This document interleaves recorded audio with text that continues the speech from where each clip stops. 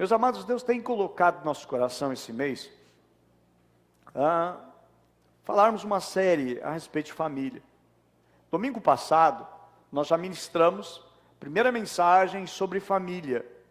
Hoje nós estamos ministrando também, vamos ministrar, compartilhar uma mensagem sobre família. Domingo que vem, mensagem também será sobre família.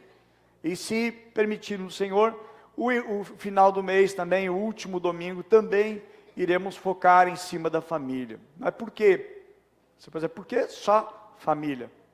Meus queridos, se nós vamos ler a Bíblia, você vai encontrar toda a história da Bíblia baseada em cima de famílias. A família é tão importante para Deus, que no Antigo Testamento, ele inicia com a criação da família. Adão, Eva e os seus filhos. Aí o próprio Deus estabeleceu, instituiu a família, ordenou a família, e Deus não apenas ordenou a família, mas também abençoou. Gênesis 1, 28, a Bíblia diz, então Deus os abençoou. Então, ele é maravilhoso conhecer até o último versículo do Antigo Testamento. Malaquias capítulo 4, são poucos versículos, mas encerra assim, ó. Ele converterá o coração dos filhos aos pais e o coração dos pais aos filhos. Inicia a Bíblia com família e encerra também falando sobre família. E família é o maior patrimônio que alguém pode possuir. Pastor, eu tenho muitos bens. Se não tiver família, de que vale ter tantos bens? A família, irmãos, é o maior patrimônio que a gente pode ter. E família a gente não conduz como a gente acha que é. A Bíblia vai nos orientando. Eu sei que é importante, bens, é ótimo, é bom tê-los, diplomas também, sucesso profissional.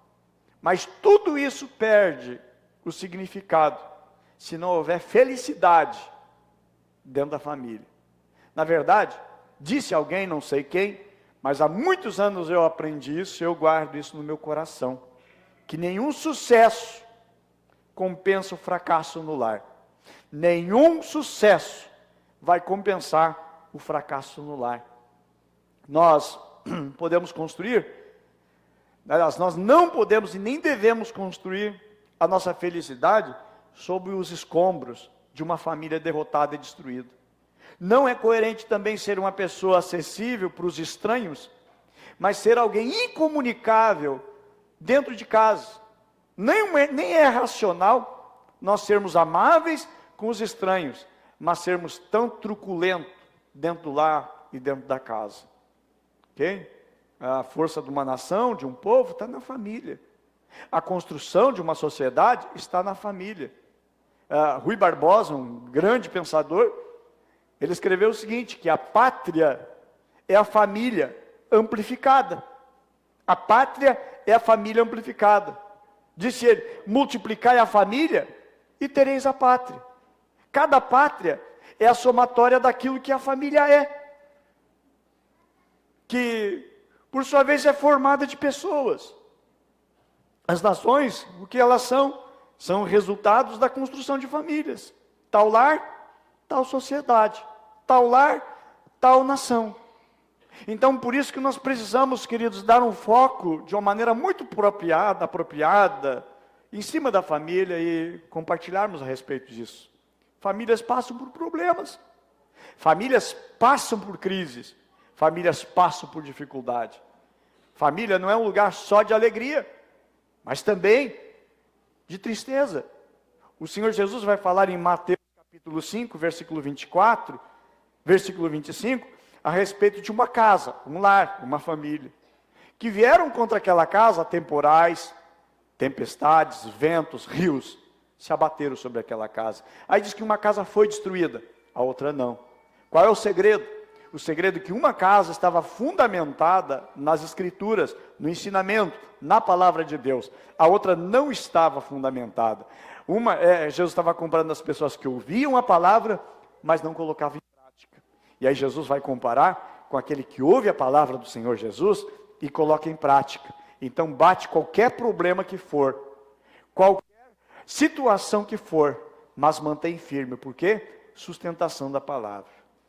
E hoje nós vamos repartir um pouquinho com vocês do pão da palavra de Deus, baseado numa família, na história de uma família. Na história de uma família que passou por um problema, que passou por dificuldade. Aliás, qual história de família na Bíblia que não passou por algum agravo, por alguma situação? Então me acompanhe, por gentileza, no Evangelho segundo Lucas, capítulo 15, versículo 11 ao versículo 32. Nós vamos fazer uma leitura de alguns versículos na sequência, ok? Se você não tem Bíblia, ok? Você pode acompanhar a pessoa que está do seu lado, ok? Ou acompanhe no telão também, ok? Terminando o culto, temos uma livraria ali que tem algumas Bíblias, né, de tudo que é valor e preço. A partir de R$12, é isso, né? Vocês são R$7. Quanto? R$13, ok? Viu? Muito bom, ok? Mais barato que uma pizza, tá ok? Lucas capítulo 15, versículo 11. Você pode acompanhar no telão. Diz assim: Disse-lhe mais, certo homem tinha 2 filhos. Quantos filhos? 2. O mais moço disse ao pai: Pai, dá-me a parte dos bens que me toca. Repartiu-lhe, pois, os seus haveres. Poucos dias depois, o filho mais moço, ajuntando tudo, partiu para um país distante. E ali desperdiçou os seus bens, vivendo dissolutamente. E havendo ele dissipado tudo, houve naquela cidade, naquela terra, uma grande fome. E começou a passar necessidade. Então, foi encontrar-se com um dos cidadãos daquele país, o qual o mandou para os seus campos, a apacentar porcos. E desejava encher o estômago com as alfarrobas que os porcos comiam. Ninguém lhe dava nada. Verso 17. Caindo, porém, em si, disse: Quantos empregados de meu pai têm abundância de pão, e eu aqui pereço de fome. Do que ele estava perecendo? O que ele estava sentindo? O que ele estava passando? Fome. E diz assim o versículo 18: Levantar-me-ei, irei ter com meu pai, e direi: Pai, pequei contra o céu e diante de ti, já não sou digno de ser chamado teu filho. Trata-me com um dos teus empregados. Levantou-se, pois, e foi para o seu pai. E estando ele ainda longe, seu pai o viu, encheu-se de compaixão, e correndo, lançou-se ao pescoço e o beijou. E disse-lhe o filho: Pai, pequei contra o céu e diante de ti, já não sou digno de ser chamado teu filho. Mas o pai disse aos seus servos: Trazei depressa a melhor roupa, vestilha, e ponde nele um anel no dedo, e alparcas nos seus pés, sandália nos seus pés. Verso 23. Trazei também o bezerro cevado, bezerro gordo, bezerro engordado. Matai-o, comamos e regozijamo-nos. Porque esse meu filho estava morto e reviveu. Tinha se perdido e foi achado. E começaram a regozijar-se. Verso 25. Ora, o seu filho mais velho estava no campo. Quando voltava, ao aproximar-se para casa, ouviu a música e as danças. E chegando um dos servos, perguntou-lhe o que era aquilo. Respondeu este: Chegou o teu irmão, e o teu pai matou o bezerro cevado, porque recebeu são e salvo. Mas esse se indignou e não queria entrar. Saiu então o pai e insistia com ele. Ele, porém, respondeu ao pai: Eis que há tantos anos te sirvo, e nunca transgredi um mandamento teu, contudo nunca me deste um cabrito para eu me regozijar com os meus amigos. Vindo, porém, esse teu filho, que desperdiçou os teus bens com meretrizes, e mataste-lhe o bezerro cevado. Replicou-lhe o pai: filho, tu sempre está comigo, e tudo que é meu é teu. Era justo, porém, regozijarmos-nos e alegrarmos, porque esse teu irmão estava morto e reviveu, tinha se perdido e foi achado. Meus amados, eu encerro aqui essa leitura. Um pouco extensa, mas são alguns versículos tão importantes para nós entendermos e compreender aquilo que é o projeto de Deus para a família. A família do pródigo experimenta uma crise. A família desse jovem, a família desse pai, essa família eles atravessam uma crise grande. Todos naquela família, todos sofreram. Observa que o filho que saiu de casa, ele sofreu fora, ele sofreu longe. O pai também em casa, o pai também estava sofrendo. O outro irmão, que era um pouco severo, parece ser uma pessoa justa e boa, correta, também estava sofrendo. Houve, entre aquela família, problemas, relacionamentos quebrados. Então todos aqueles estavam sofrendo. E aí eu quero trazer agora aqui, colocando algumas coisas em prática para nós, fazendo uma pergunta: o que a gente pode aprender com essa família? O que nós podemos aprender nesse texto? O que Deus quer trazer de ensinamento para a nossa vida, para a nossa vivência e para a nossa prática? Então eu digo, irmãos, que nós podemos aprender com esse pai e com esse filho algumas lições que vão contribuir para nós, que vai contribuir para ajustar e melhorar a nossa família e o nosso lar. A palavra de Deus, ela é inspiração para a nossa vida, para vivermos bem. Não pense que Deus está preparando, tem a Bíblia, para nós viver eternamente no céu, e então teremos paz, alegria e regozijo no céu. Não, Jesus disse: eu vim para que vocês tenham vida, e vida em abundância. Essa vida em abundância não é lá na eternidade, mas já é agora. Se nós seguirmos os mandamentos e seguirmos aquilo que Deus tem e orienta para a nossa vida, a vida vai bem. E aí eu tiro algumas coisas que elas são aplicáveis para cada um de nós. Primeira lição, ou primeira instrução, ou primeiro aprendizado, nem tudo na família sai como planejamos. Já não passou isso? Você planejou uma coisa e não deu certo? Quantos aqui já planejaram alguma coisa e não deu certo? Deixa eu ver, hein? Vamos entregar os pontos aqui? Todo mundo, gente. Todo mundo. A gente planeja e não deu certo. Aí é dentro da casa, dentro da família também, se planeja alguma coisa e dentro de casa não deu certo. Papai e mamãe criaram seus filhos pensando assim, sonhando o melhor futuro para o pai, para os seus filhos. E de repente o futuro dos filhos foi por água abaixo. Há pais que estão tristes com seus filhos. Há famílias que estão entristecidas com seus filhos.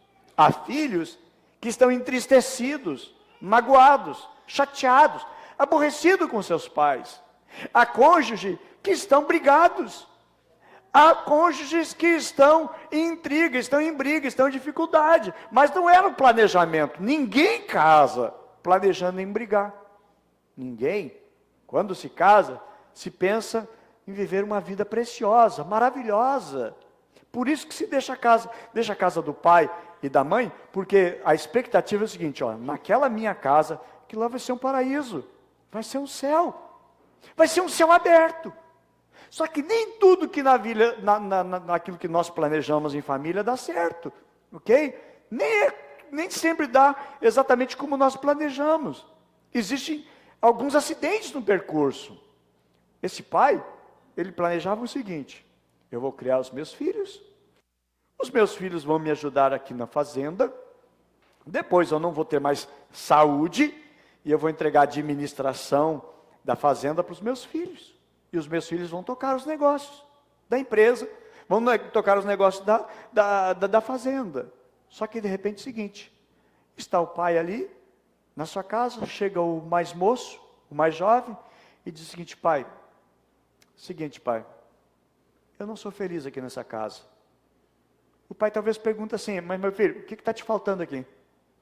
Talvez alguns pais já disseram isso para os seus filhos: o que está te faltando? Tu diz que não é feliz aqui. O que está te faltando? Tem de tudo aqui em casa. Não, mas eu não sou feliz aqui. Tá, meu filho, o que tu quer? Pai, é o seguinte, eu quero a minha herança. Eu não vou mais ficar aqui. Pensa num choque que dá no coração do pai. Porque não é o que o pai pensou para o seu filho. Não foi o que um pai almejou para o seu filho. Não é aquilo que a mãe sonhou para sua filha, que a filha então apaixonada, encantada com seu namorado, noivo, esposo, agora está tendo um sério problema no seu casamento. Então, às vezes, nem sempre aquilo que nós planejamos vem acontecer. E esse pai, essa família, passou por isso. Apesar de tudo que esse pai fez pelo filho, o filho disse, pai, não quero mais morar aqui. Pai, eu não aguento mais morar nesse lugar. É a mesma coisa. Nada muda nessa casa. Eu quero me aventurar. Quantos filhos planejaram o seguinte, eu não vejo a hora de ter meu emprego, e sair e vazar. Eu vivi, na minha época, entre adolescência e juventude, amigos na minha cidade. O rapaz dizia o seguinte, olha, só porque eu não tenho emprego, mas se eu tivesse emprego, eu já não morava mais com a minha mãe. O sonho. Era o sonho de alguns. Sair de casa, não aguento mais. Esse rapaz estava vivendo isso. O filho pródigo tinha tudo para ficar. Tinha tudo para ficar em casa. O pai era um ótimo pai. Esse próprio pai, na parábola, está representando Deus. Alguém por acaso tem queixa de Deus, reclamação de Deus? Olha a bondade de Deus, a misericórdia de Deus, mesmo sendo pecadores, Ele nos ama. Ele deu o seu próprio filho para morrer por nós. Meus amados, esse filho tinha um ótimo pai. Por melhor que a gente faça, para os filhos, a gente não consegue eliminar o direito de escolha. Na área da teologia, a gente chama o seguinte, da palavra livre-arbítrio, liberdade de escolha. Todo ser humano tem. O próprio Adão, quando foi construído pela mão do Senhor, o Senhor disse assim, aqui cara, coma de tudo que tiver aqui. Só da árvore que está plantada no meio do jardim, não coma. Da árvore do conhecimento do bem e do mal. Ele teve liberdade de escolha. Porque Deus não cria robô. Deus não cria robô que aperta o botão e funciona. O robô não tem o direito de uma escolha, porque ele é programado para funcionar daquela maneira. Nós também não somos marionetes, guiada e dirigida por uma cordinha por Deus. Nós escolhemos. Nós temos em nós a essência do divino. A Bíblia diz que Deus fez o homem à sua imagem, à sua semelhança. E uma das coisas, dos atributos e das qualidades de Deus, é a capacidade de decisões, de escolha.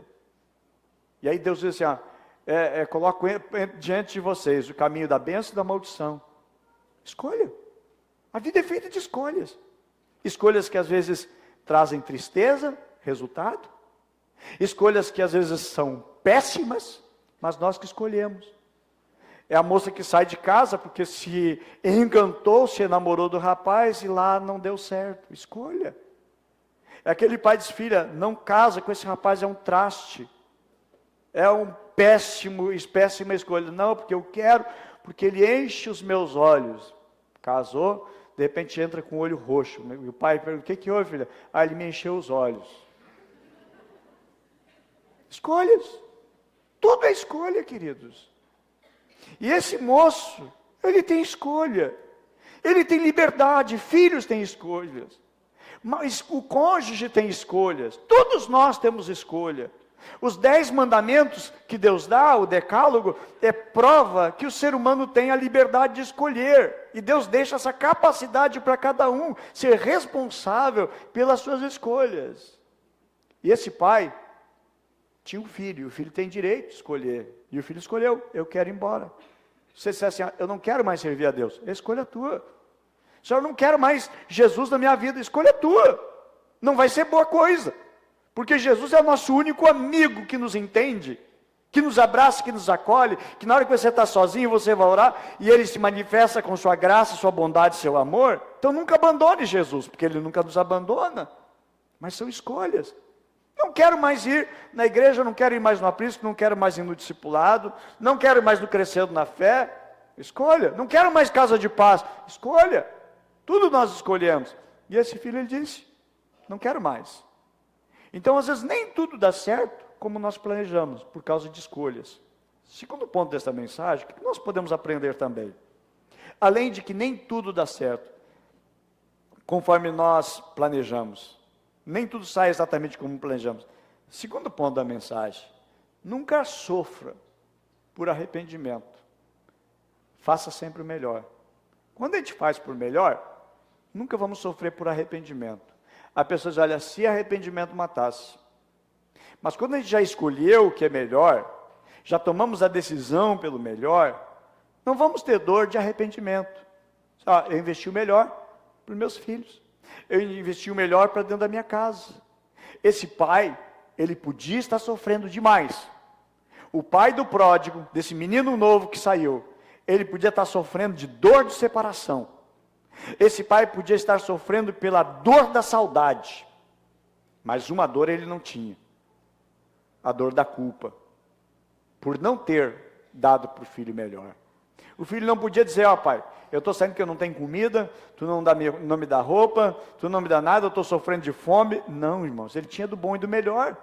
Ele era tratado do bom e do melhor. Esse pai dedicava o tempo, a atenção, o carinho para os seus filhos. Uma história que, na revista Veja, de vários anos atrás, saiu um artigo intitulado Família em Primeiro Lugar.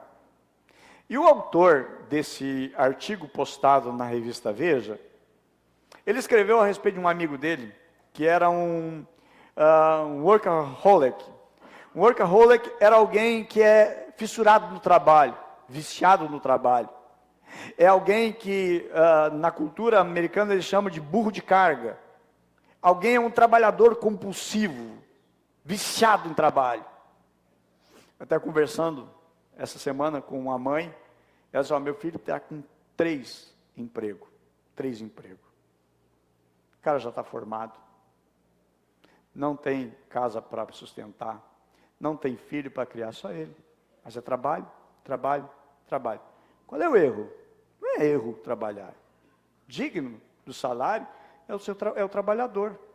Mas quando eu não dedico o meu tempo para a família, para só dedicar ao trabalho, está errado. Está totalmente errado. Já não dou mais a atenção, já chego podre de cansado, porque eu só quero trabalhar, trabalhar, trabalhar. Parece que quanto mais se tem, mais se quer. Não é por necessidade, mas às vezes até por uma maneira de suprir algum tipo de ansiedade. E ele não tinha tempo para ninguém. Os amigos dele, quando queriam vê-lo, tinham que ligar para ele, marcar um horário e ir até ele, porque ele não tinha tempo para almoçar com os amigos, para jogar com os amigos, para brincar com seus amigos. E de repente, conversando com ele, esse amigo, esse colega, percebeu que ele estava chorando. E aí ele disse, sabe por que eu estou chorando? Diz ele, não sei, mas gostaria de saber. Diz ele, porque a minha filha vai casar amanhã. Minha filha casa amanhã. Diz ele, eu estou triste, porque eu não dediquei tempo com a minha filha. E agora ela está indo embora. E eu não dediquei, eu não consagrei tempo para ele. Diz ele assim, eu fui um excelente trabalhador, eu fui assim um excelente dedicado, fissurado para o trabalho. E a minha filha vai casar amanhã, e agora é que a minha ficha caiu. Dediquei todo o tempo para a minha empresa e me esqueci de dedicar para a família. Parece aquela história do menino, que o pai chegou muito cansado do trabalho e não dedicava tempo para ele e nem para a família. Ele chegou, pai, deixa eu fazer uma pergunta. Diz ele, filho, vai brincar, meu filho, vai brincar. Deixa que eu estou aqui descansando um pouco, olhando minha televisão. Diz ele, pai, só quero te fazer uma pergunta. Diz ele, tá, filho, faz a pergunta. Pai, quanto é que tu ganha por hora? E o pai diz, eu ganho... Por que tu quer saber, rapaz? Não, quanto é que tu ganha, pai? Tá, filho, eu ganho R$3 por hora. Então, tá. Ô pai, tu me empresta R$1? Diz ele, meu filho, vai para o teu quarto, deixa o pai quieto aqui. E o menino foi, cabisbaixo, triste. Aí o pai ficou inquieto no coração. Puxa vida, meu filho pediu R$1. De repente ele está precisando para alguma coisa na escola. Talvez é um trabalho que tem que fazer na escola e precisa desse dinheiro. Eu não fui humano com meu filho. Aí se levantou, foi lá no quarto. De repente o filho estava ali dormindo. Mas chegou, o filho estava ainda acordado, deitado na cama. E aí disse: filho, desculpa o pai não ter te dado atenção, mas está aqui o R$1 que tu precisa. E o menino ficou feliz, levantou-se da cama, saiu correndo, abriu uma caixa e pegou R$2 que tinha ali. Disse: pai, agora tem R$3. Pai, eu quero comprar 1 hora tua para te brincar comigo. Só queria tempo, atenção, dedicação. Por isso que eu digo que a riqueza, irmãos, não é o que nós colocamos de bens dentro de casa, mas é a atenção. Às vezes se dedica tempo para os de fora, se dedica amor, afeto para os de fora, e os de dentro se trata com truculência, sem afeto. Parece que os de fora são importantes, e os de dentro não são. Enquanto que na realidade, é dentro de casa que nós devemos dedicar e prestar e dar atenção. É um cultivo. Então eu quero dizer, meus amados, faça o melhor para todos. Mas faça o melhor para a sua família. Faça o melhor para o seu lar. Foi o filho pródigo que desistiu do pai. Mas não foi o pai que desistiu do filho. O pai nunca desistiu do seu filho. Pais não desistem dos filhos. Eu digo a vocês que são pais, não desistam dos filhos de vocês. Deem carinho, dê amor, dê afeto. Quantas vezes eu disse, quantas vezes eu vou ter que dizer, se você não dedicar, quem vai dedicar vai ser alguém de má companhia para ele que vai dedicar tempo e atenção para o seu filho. Dedica tempo para sua filha, para que não seja nenhum lacaio aí, que vai dedicar atenção, carinho e afeto para sua filha. Os nossos filhos precisam ser cuidados, irmãos, e nutridos as suas emoções, seus sentimentos. Minha filha, as 2 filhas, fui lá, comprei um buquê bem bonito já. Entreguei para eles, porque um dia alguém vai chegar com uma florzinha baratinha, e, ó, Letícia, meu pai deu coisa muito melhor. Os nossos filhos precisam saber que eles são muito importantes para nós. De dedicar tempo, atenção. Meus filhos sabem o quanto eu os amo e quanto os dedico. Irmãos, na realidade, o ministro, o servo de Deus, obreiros, a nossa liderança começa dentro de casa. Até a Bíblia proíbe de eu estar exercendo um ministério quando eu não dou exemplo com a minha casa, com a minha família, com o meu lar. Primeira igreja que eu pastoreio, não é essa igreja aqui no Vicentina, ou o nosso futuro prédio ali no Rio dos Sinos, mas é na rua Porto Bela Vista, na Campina, a minha casa e meu lar. É a primeira igreja. E aí começa o nosso ministério. Há muitos obreiros que sonham um ministério grande, gigantesco. Querido, primeiramente o ministério começa na nossa casa, no nosso lar, na nossa família. Esse filho não podia reclamar do seu pai. O pai nunca abandonou o filho, ele nunca deixou o seu filho, mas deu toda a atenção, cuidado e proteção ao seu filho. Ok? Então, pais, não desistam dos filhos de vocês. Maridos, não desista da esposa. Esposa, não desista do seu marido. Não desista do seu companheiro. Ok? Mantenha aquilo que Deus te deu. É algo que Deus te deu, é teu, mas guarda, conserva. Mas Deus me deu, mas se você não cuidar, você perde. E Deus não nos chama para perder. Deus nos chama para vencer e para sermos vitoriosos, amém? Esse é o propósito de Deus para a nossa vida, a construção de Deus para a nossa vida, ok? Então não sofra por arrependimento, faça sempre o melhor, dedique da melhor maneira e forma. Terceiro ponto, terceira lição que nós aprendemos. Nunca permita que Satanás feche na sua casa a porta da reconciliação. Por que eu digo isso? Todos nós erramos. Todos nós erramos. Se alguém disser, não, eu não erro, é orgulho teu. Além de errar, você é orgulhoso. E o orgulho te afasta mais e mais de Deus. Um coração contrito e quebrantado, Deus não rejeita. Todos nós falhamos. Todos nós já falhamos um dia. Então, às vezes a gente quer ser perdoado pelos outros, mas nós não queremos às vezes perdoar. Olha como foi o coração desse pai.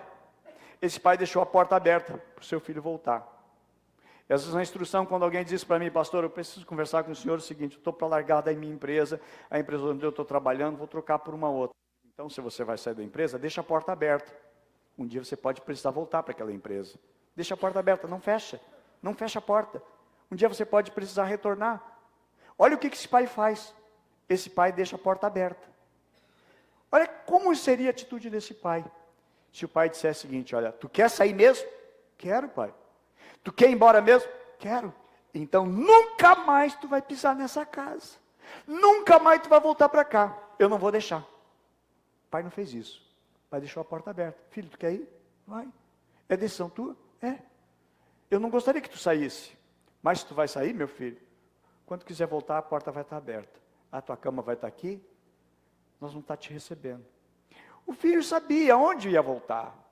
Aí se um filho falha, o pai diz aqui, ó, você envergonhou a família, você envergonhou o nome do teu pai, você envergonhou a todos nós. Nunca mais eu te quero aqui, rua. Não. Esse pai não botou o filho para fora. Foi o filho que quis sair. Decisão dele. Liberdade, livre escolha dele, livre-arbítrio dele. Mas não foi o pai que enxotou. Não foi o pai que botou ele para fora. O pai deixou a porta aberta. É como uma situação num casal que eu tive que acompanhar. Briga entre o casal. A esposa, olha, eu estou indo embora. E o marido, com muito orgulho no coração, muito orgulhoso, diz que se tu sair dessa porta, nunca mais tu vai voltar para cá. Nunca mais tu volta. Pensa bem. E ela disse, não, já pensei. E foi embora. Passou 2 semanas. O cara não aguentava mais de saudade. Aí foi atrás dela. Como eu falei lá na nossa confraria, a memória emocional. A mulher disse, não volto mesmo. Nunca mais eu volto para aquela casa. Tua palavra foi assim, assim, assim. Então, meus queridos, o que acontece? O diabo às vezes faz com que a porta fique fechada, para que não entre mais. Então, nunca permite que Satanás feche a sua casa por uma porta de reconciliação. Deixa a porta aberta para o esposo, para a esposa, para o filho, para a filha, para os pais. Tem que ter, meus amados, porque o evangelho é reconciliação. A Bíblia diz que Cristo nos reconciliou com Deus. Nós éramos inimigos, diz a palavra de Deus, e nós fomos reconciliados. Então o pai deixou a porta aberta para o seu filho. O pai não disse aqui, ó, se tu sair por essa porta, nunca mais tu vai voltar. E acontece o que? O milagre, irmãos, sempre vai passar pela porta da reconciliação, amém? Deixa a porta da reconciliação aberta, ok? A prova é que o pai recebeu o seu filho de braços abertos. O pai estava com a porta aberta, não fechou a porta. Então aprenda e insira isto como lei e regra, como mandamento da sua casa. Minha casa está aberta. Minha casa está aberta para a família, ok? Família é um lugar de reconciliação, até porque mais se fere é dentro de casa. Eu já falei isso, que o lugar onde a gente mais é ferido, aliás, as pessoas que mais nos ferem são as pessoas que estão mais perto da gente. A dor maior é de quem está mais perto. A dor que a gente sente mais acentuada e mais forte é de quem está perto da gente. Não é os distantes, não é os longe e nem os desconhecidos. Mas quem mais vai sofrer é quem está mais perto. Então, queridos, que Deus nos agracie e deixe sempre a porta aberta em nome de Jesus, amém? A quarta lição que nós podemos aprender da família do pai do pródigo, da família do pródigo, nunca deixa morrer a esperança. Sonhos, dentro do teu coração. Porque, irmãos, vamos olhar o coração desse pai. O pai não perdeu a esperança do filho voltar. Talvez alguém perguntava, e aí como é que está seu filho? Dizia ele, olha, eu não tenho notícia como ele está, mas eu estou esperando, eu sei que um dia ele vai voltar. Ele vai voltar para casa. Esse pai tinha esperança no seu coração. Esse pai não desistiu de esperar o seu filho. Ele não desistiu. Ele ainda sonhava que seu filho ia voltar. Eu acredito que esse pai não saía da varanda da casa e olhando para a estrada, ao longe da estrada para ver se o seu filho não está voltando. Tanto fato é que a Bíblia diz que de longe o pai avistou o seu filho. De longe o pai olhou o seu filho, vindo por aquela estrada e correndo A Bíblia diz que ele foi abraçar ao seu filho. É o que a palavra de Deus vai nos dizer, capítulo 15 de Lucas, né?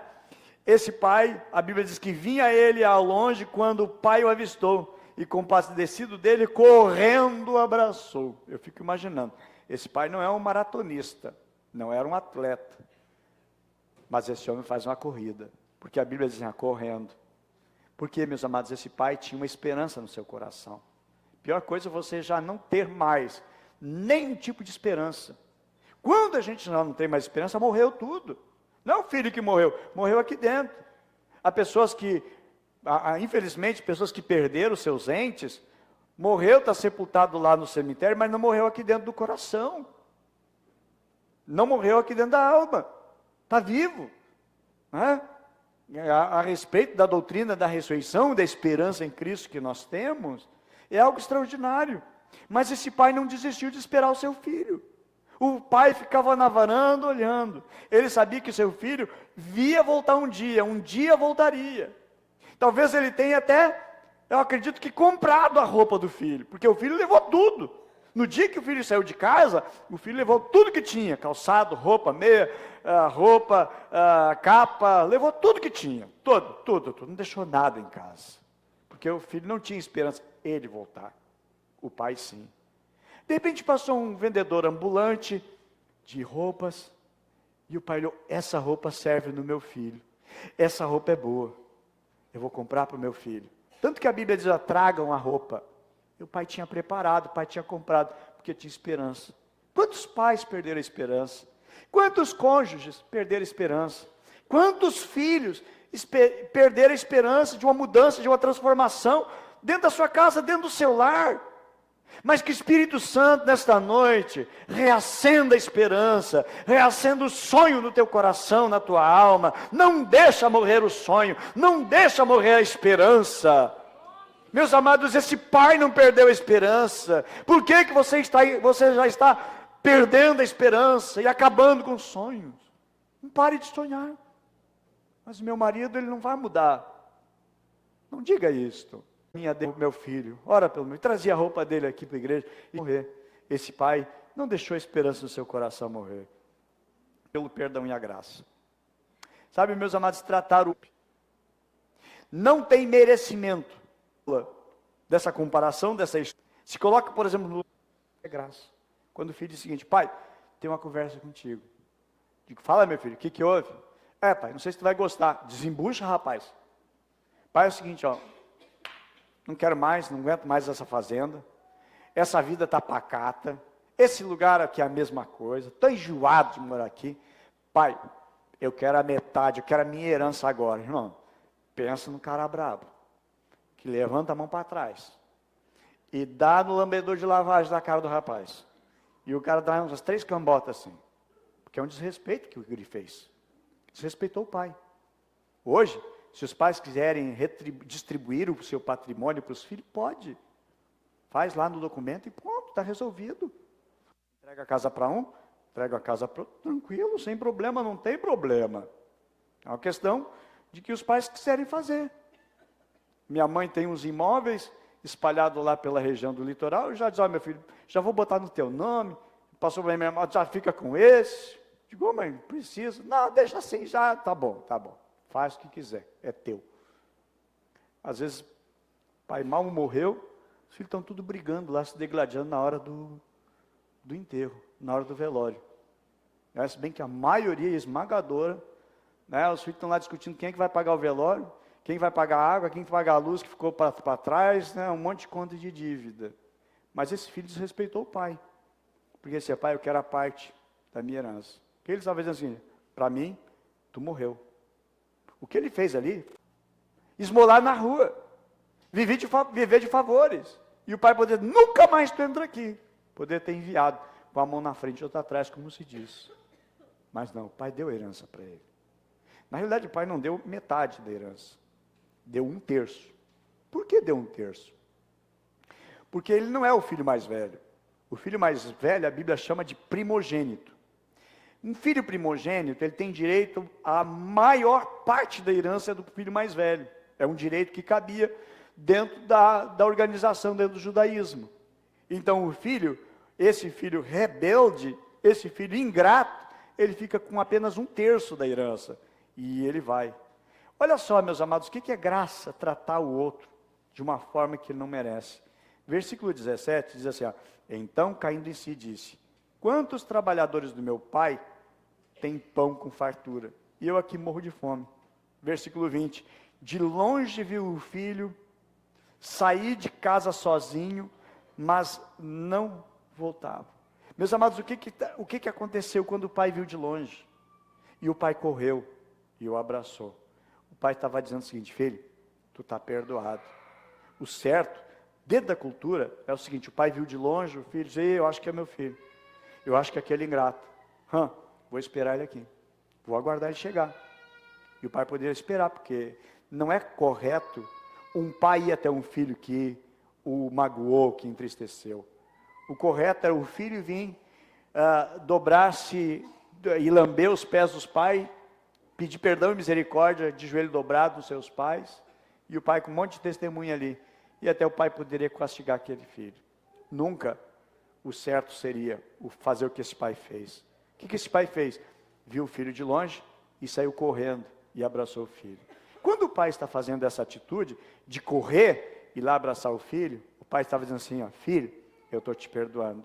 Filho, eu estou te dando o meu perdão. Isso é graça. Isso é graça manifestada. Ok?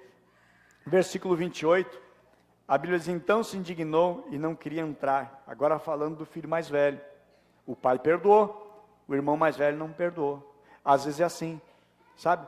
Pai e mãe perdoam, alguns não perdoam. Há pessoas que não sabem perdoar, porque nunca se sente perdoada.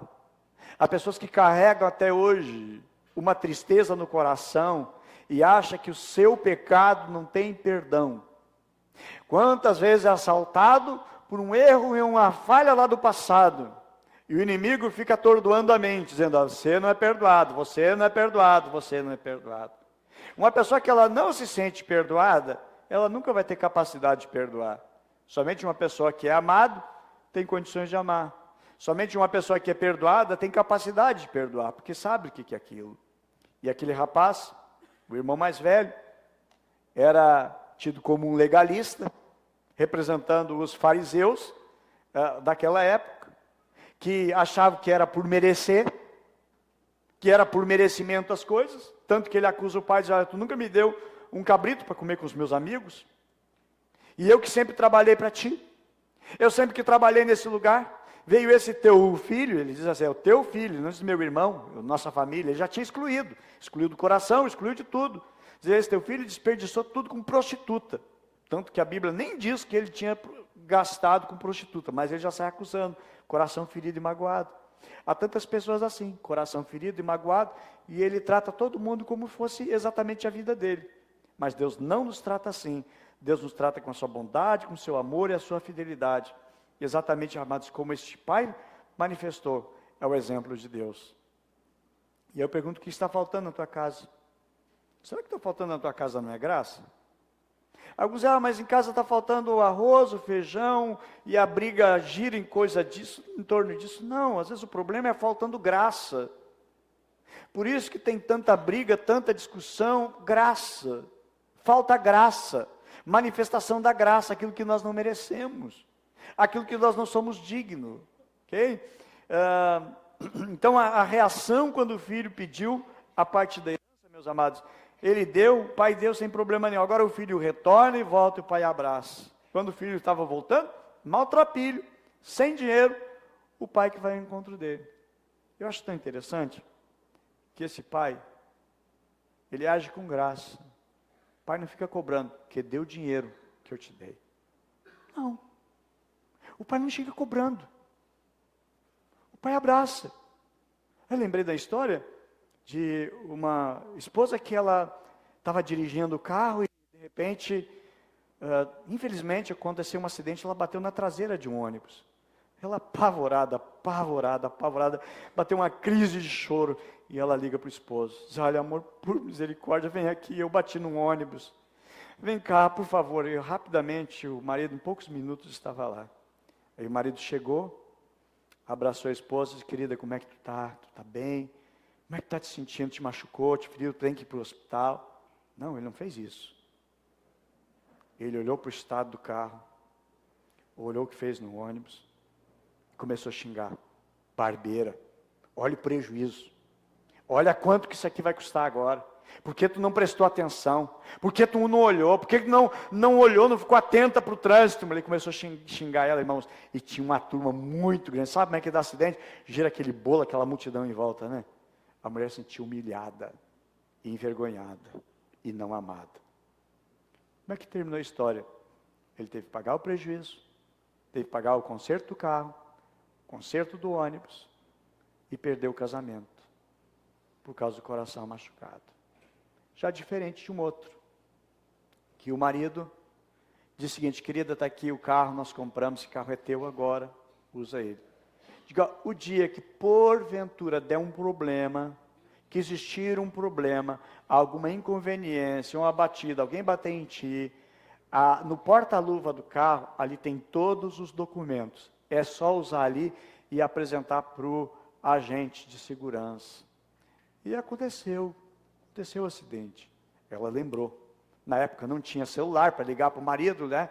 E aí ela lembrou, puxou, abriu o porta-luva, pegou os documentos, e dentro dos documentos tinha um bilhetinho.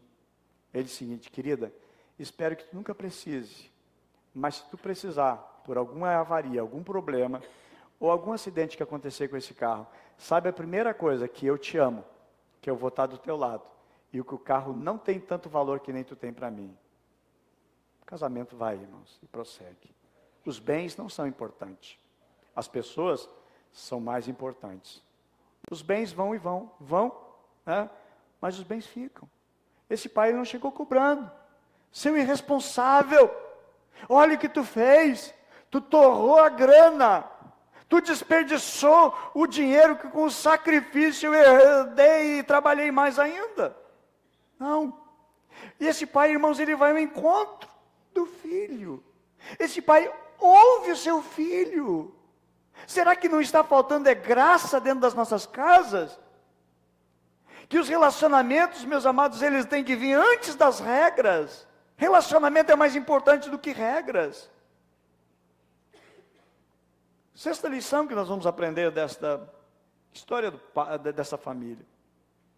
Cuidado com as decisões em tempo de crise. Eu falo um pouco da decisão do filho. Esse filho, mais cedo, mais tarde, ele ia sair de casa. Na realidade, eu entendo, e a gente aprende isso, que nós não criamos filho para nós. Nenhum que tem pai aqui cria filho para si. Nossos filhos, a gente cria para outros. A gente investe nos filhos, dá educação, dá de tudo para eles, mas eles não vão ficar nos nossos braços eternamente. Um dia eles vão casar, eles vão constituir um lar, uma família, e um dia eles vão zarpar. Eles vão decolar, vão morar talvez longe, outro estado, uma outra nação, outra cidade, não vão ser mais nossos. A Bíblia diz: deixará, pois, o homem ao seu pai e à sua mãe, e unir-se-á, né, à sua mulher. Já falei várias vezes aqui, que a Bíblia diz que o homem deixará o pai e mãe, não diz que a mulher deixará. Eu acho tão lindo isso, porque o homem é o cabeça. Não é aquela dependência, seja emocional, seja financeira, ou outras áreas. Não, é independência total. Mas veja, irmãos, nós não criamos filhos para nós. Mas por que tem atritos entre famílias? Porque não desapegou que precisa. Eu tenho filhos, que cuido dos meus filhos, amo os meus filhos, mas eu entendo que eu não crio para mim. Mas eu entendo uma coisa, que o casamento cônjuge vem antes dos filhos. Por quê? Os filhos um dia vão seguir a vida deles. Um dia eles vão ser pais, um dia também eles vão ser avós, e a vida, irmãos, de cuidar da esposa vai andar. Agora, o que esse rapaz fez? Ele se precipitou. Um dia, ele ia ser herdeiro de tudo aquilo ali. Um dia o seu pai ia morrer. E a herança, então, ia ser repartida, ia ser dele. Ele se precipitou. Quantas pessoas erram na vida por precipitação? Quantas pessoas hoje que sofrem por precipitação? Ou seja, não agir na hora certa, no momento certo, no tempo certo. Eu digo, tudo tem um tempo de Deus. E aí às vezes Deus diz para a gente, espera, e a gente não sabe esperar. Bem-aventurado é de maneira tão linda aquele texto que diz o seguinte, esperei com paciência no Senhor, e Ele inclinou para mim os seus ouvidos. Há pessoas que Deus não inclina o ouvido para eles, porque eles não sabem esperar. Então é importante, meus amados, saber tomar decisão no tempo certo, e não no tempo da crise. O menino passou por uma crise emocional, e quis sair e vazar de casa, saiu no tempo errado. Tanto é no tempo errado, que ele foi num tempo de crise, em que estava no outro país, e lá se deu mal. Então não se precipite, ok? Porque se for se precipitar, vai acontecer e acabar como aquele filho, que acabou entre os porcos, e não uma vida que ele planejava. Então cuidado com isso. 7ª lição que nós podemos aprender, indo já para o final, o filho saiu de forma errada, ele saiu na hora errada. Pior ainda, esse filho se envolveu com pessoas erradas, e foi parar no lugar errado. Tudo errado, por causa disso, porque saiu da maneira errada. Ele não saiu debaixo de bênção. Eu digo, olha a importância que tem sair debaixo de bênção. Aqui na igreja, irmãos, tudo nós fizemos debaixo de bênção. Aí chega alguém para mim e diz, pastor, eu tenho uma ideia de um projeto aqui na igreja. Digo, amém, eu quero te ouvir, prepara o organismo, bênção de Deus, amém, glória a Deus, vamos trabalhar. A gente faz tudo debaixo de bênção. Tudo que tem aqui na igreja, irmãos, todas as estruturas, foram ideias preciosas, tudo de maneira assim preciosa, tudo debaixo de bênção. Nada foi feito, e nada vai dar certo fora da bênção. Esse rapaz não fez debaixo de bênção, por quê? Ele disse o seguinte, pai, dá o que é meu. Ele saiu debaixo de uma maldição, não que o pai amaldiçoou, mas a conjuntura, a estrutura, a prática foi uma maldição para ele. Não foi bênção aquilo ali, de maneira nenhuma. Então, queridos, não tem como dar certo. Aí se envolveu com pessoas erradas, foi para o lugar errado. E aí eu digo, meus amados, que o casamento, ele é permanente. Filhos são temporários. Casam-se e vão seguir a vida deles. Então, sair sem a bênção de Deus, não vai funcionar. Você vai que Rebeca, ao ser enviado para o seu casamento, vai com bênção. Pais, às vezes, têm uma visão extraordinária sobre os filhos. Filho, não dá certo, mas quer teimar. Quantos casamentos nasceram debaixo de uma maldição? E o pai disse assim, filho, esse rapaz não vale o prego, não vale a comida que come, não te envolve. Mas a menina se apaixonou e ficou cega. Diz que o amor às vezes cega. Não deu certo. O pai tinha razão, a mãe tinha razão. O pai e a mãe só queriam poupar da tristeza. Mas às vezes os filhos acham que eles é que são os caras que têm a ideia. Então, ouça os seus pais. Escute os seus pais. Não é que os seus pais querem te aprisionar, te amarrar, eles querem o melhor para você. Então, tudo na vida tem suas dificuldades, mas saia debaixo de bênção. E esse rapaz, ele escolheu sair dessa maneira, e aí só sofreu. E para encerrar, última lição, último ponto dessa mensagem. Não deixe para dar valor para sua família quando você estiver entre os porcos ou no inferno. Um dia ainda quero pregar aqui na igreja sobre a doutrina do inferno. O inferno existe. Algumas pessoas, minha vida é inferno. Você não conhece realmente o que é inferno. Inferno não está numa cadeia, numa penitenciária que fica lá tanto tempo, pelo bom comportamento reduz a pena, vai para o semiaberto depois vai. Inferno é eterno, é uma agonia. A Bíblia diz que o fogo jamais se apaga, é um tormento. E o inferno é real. Há muitas pessoas que hoje estão no inferno e gostariam de sair de lá. Mas não tem saída, não tem volta. Não existe mais volta. É um lugar de tormento. Lá no inferno, as pessoas têm consciência. Como é que você pode me perguntar, pastor, como é que o senhor sabe? Me conta como é que é. O senhor já esteve lá, pastor? Não tive, nem quero ir. Mas a Bíblia diz. No livro de Lucas diz o seguinte, que um rico e tinha um mendigo. A Bíblia diz que morreu o rico e morreu também o mendigo. A Bíblia diz que estando rico no inferno, do tormento, diz assim, pai Abraão, manda que Lázaro, o mendigo que morava lá na porta da minha casa, e que comia lá as migalhas dos pães, que caíam quando era varrida a casa, que ele molhe o dedo dele e me refresque aqui nesse lugar de tormento. Aí Deus diz o seguinte: filho, interessante, tão lindo, ó, que a Bíblia diz o seguinte, que Deus chama ele de filho, mesmo estando no inferno. Deus chama de filho. É chamado de filho. Filho, te lembra que lá na terra, tu viveu do bom e do melhor e nas delícias e nos prazeres. Mas, o contrário de Lázaro, ele viveu em total miséria e sofrimento, cheio de chagas e feridas. E comia só de sobra de pão, de farelo de pão misturado com terra e areia. Agora, porém, ele está sendo consolado aqui, enquanto que tu passa em tormento. E além do mais, tem um grande abismo entre aqui e ali, não dá para alguém sair daí e ir para cá. Não tem como mudar. Um grande abismo. Eu acho interessante porque a visão do céu dá para ver o inferno. E do inferno dá para ver o céu. Mas não tem como passar, como trocar. Doutrina da palavra de Deus está aqui na Bíblia. É só você ler, você vai encontrar essa realidade. Mas eu acho que o mais interessante, sabe o quê? Que lá do inferno as pessoas têm sentimentos. Por quê? Tem sentimento porque o que a Bíblia vai dizer é o seguinte, que ele diz para Abraão, então, o seguinte: pai Abraão, então manda que alguém vá lá avisar meus irmãos para eles não virem para cá, para esse lugar de tormento. Ele se lembrou dos seus irmãos, ele se lembrou da sua família. Aí eu fico imaginando pessoas que hoje elas estão assim: ah, meu Deus, que a minha família não venha para cá, que o meu filho não venha para cá, que a minha esposa não venha para cá, que meus pais não venham para cá, que os meus tios não venham para cá, porque estão no tormento, tem sentimentos lá no inferno. Não é assim, apagou, não existe mais, não existe. A doutrina da aniquilação da alma não existe, não existe. A pessoa está em tormento, agonizando.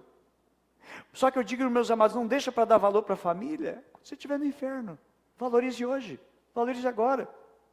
Eu ficou tão maçante no cemitério, no sepultamento, eu dizer isso, que eu parei até, você só sabe falar isso, mas quantas vezes as pessoas recebem flores, e flores, e flores, e flores, no dia do cemitério, no dia do velório, mas não tem a graça de olhar aquelas flores, valeu, muito obrigado, cara, valeu ter essa tradição. A pessoa não vê, ela não cheira. Eu digo, então, tem que elogiar, elogie com vida. Vai dar flor, dá quando a pessoa está com vida. Obviamente, eu vou aconselhar vocês, maridos, né? Não vai lá na floricultura do cemitério entregar uma coroa para tua esposa, né? Querida, por favor, não é isso, né? Trate com amor. Abrace. Respeite. Honre. Dê valor para a sua família, enquanto a sua família pode retribuir, pode receber. O morto não vai dizer, cara, legal, muito obrigado por ter vindo. Não, faça enquanto está com vida. Observa que esse jovem, o primeiro exemplo é o do rico e Lázaro, lá no inferno. O outro, quando você estiver entre os porcos. Esse rapaz, esse moço, foi valorizar a família quando estava entre os porcos, onde estava um lugar rejeitado por todo judeu. O judeu não come carne de porco, e criação de porco é abominável. E a Bíblia vai exatamente dizer o seguinte, que ele foi trabalhar em meio dos porcos. E aí lá ele vai valorizar a sua família. Então não deixa para valorizar o seu lar, não deixa para valorizar a sua família. Nunca queira também, como falamos, acho que foi ontem, não deixa para valorizar a sua família, ou achar, a família do fulano é legal. Não, a sua família é legal. Você pode ser um agente de transformação dentro do seu lar e da sua família. Que Deus abençoe, que o Senhor nosso Deus ajude. Olha que esse rapaz, ele disse: levantar-me-ei e irei ter com meu pai. Ok? E eu quero encerrar dizendo, vamos ficar em pé, e o Ministério do Louvor já passa aqui. Eu quero encerrar dizendo, queridos, ainda que você tenha decidido errado, ainda que você tomou atitudes erradas, ainda que você perdeu parcial ou absolutamente tudo, nunca é tarde para dizer, levantar-me-ei, irei ter com meu pai, vou ter com a minha família. Nunca é tarde. Você pode ter tudo que perdeu. Você pode ter tudo que perdeu de volta. Se houver arrependimento genuíno e desejo de trabalhar e lutar pela sua casa e seu lar. Talvez eu falo para você que está vivendo entre os porcos. Talvez eu estou falando para você que não está vivendo entre os porcos, está dentro da casa. Mas valoriza. Família é um projeto de Deus. A família não é um projeto da igreja Brasil para Cristo de São Leopoldo. Família é um projeto de Deus. Se você valoriza a sua família, você está valorizando um projeto que é de Deus. E o projeto que é de Deus, Deus abençoa. Não sei se você já percebeu, o rapaz trabalha, ele ganha lá seus, vamos chutar aqui, 2.000 por mês. Parece que o rapaz consome todo o dinheiro, não fica nada, nunca sobra nada. Mas ele anda bem vestido, ele tem a sua moto, tem seu consórcio que está fazendo, não sobra um centavo na conta. Você não consegue nem ajudar o pai na água e na luz. Até digo você, trabalha, filhão, chega para o seu paizinho, pai, deixa que a conta da água eu vou pagar esse mês, a conta da luz eu vou pagar esse mês. Valoriza a sua casa. Mas deixa eu dizer para vocês, esse filho, ele fez uma atitude certa. Vou voltar para o meu pai, vou voltar para a minha casa. Interessante que esse pai, ele abraça, ele corre, ele restaura a dignidade. Sabe como é que Deus faz com a gente? Mesma coisa. Família é um projeto de Deus e Deus investe. E para encerrar o que eu estava dizendo, o rapaz nunca junta nada. Depois que casa, aí começa, compra a geladeira, compra o fogão, compra o sofá, e as coisas começam a melhorar dentro de casa, começa a adquirir. O mesmo salário quando era solteiro é o mesmo salário quando casado. A mesma coisa a menina, mesmo salário quando era solteiro, agora é casado. É que, amados, é um projeto de Deus, e Deus manda recursos para lá. Deus faz com que aquele recurso multiplique e cresça. Aí você casou com o mesmo salário, mas você tem casa. É simples, mas é a tua casa. Você tem o seu cantinho, você tem a sua mobília, tem tudo, e cada vez vai melhorando mais. Porque tem uma bênção de Deus no lar. E Deus quer abençoar o lar. Deus quer abençoar a sua casa. Mas essa casa tem que estar unida. A Bíblia diz, quão bom e agradável que os irmãos estejam unidos, a família esteja unida. Ali o Senhor ordena a sua bênção. Está lá no Salmo 133. Ali o Senhor ordena a bênção. A questão que está falando não é apenas irmãos, mas é um ambiente que tem unidade, que tem acolhimento. Amém? Que Deus abençoe você. Deus abençoe sua casa. Deus abençoe o seu lar. Nós queremos orar por você. Nós queremos orar pela tua família. Nós queremos orar pela tua decisão também. Quero que você saiba que a porta da reconciliação está aberta. O Pai continua de braços abertos ainda. Então corra para Ele, corra para os braços dEle. Diga, Senhor, eu quero voltar. Eu quero, Senhor meu Deus, viver o Teu projeto. Eu quero viver os Teus sonhos, dentro da minha casa. Amém? Quero chamar a nossa liderança aqui na frente, rapidinho, nós vamos orar. Nós queremos abençoar. Orar por você, orar pela tua vida. Interceder pela tua vida em nome do Senhor Jesus. Amém? Em nome de Jesus.